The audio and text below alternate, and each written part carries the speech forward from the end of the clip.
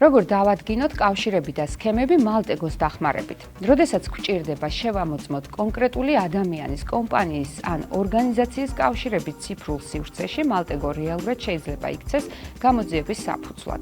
პროცესი იწყება ერთი წერტილიდან. მაგალითად, გვაქვს კონკრეტული ელფოსტა ან დომენის სახელი. ხსნით მალტეგოს, ქმნით ახალ პროექტს და ვაწვდით საწყის ინფორმაციას. მაგალითად, იმეილის მისამართს, როგორც მითითება, შემდეგ ვირჩევთ ტრანსფორმაციას. ეს არის ფუნქცია, რომელიც ავტომატურად ეძებს დაკავშირებულ მონაცემებს იმ ერთეულზე.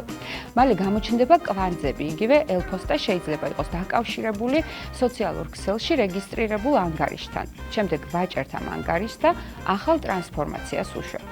ასე იკვრება ქსელი. თუ დავამატებთ კიდევ რამდენიმე საწყის წერტილს, მაგალითად IP ან Twitter X მისამართს, დეტალები შეიძლება გამოვლინდეს საერთო კავშირები, სქემები, კომპანიის ჩანართები, რომლებიც საჯაროდ არ ჩანს. საბოლოოდ მიღებულ ვიზუალურ ქსელს შევინახავთ, რომელსაც უკვე შეგვიძლია დავაყრდნოთ ჟურნალისტური სტატია, სიუჟეტი ან ციფრული გამოძიება.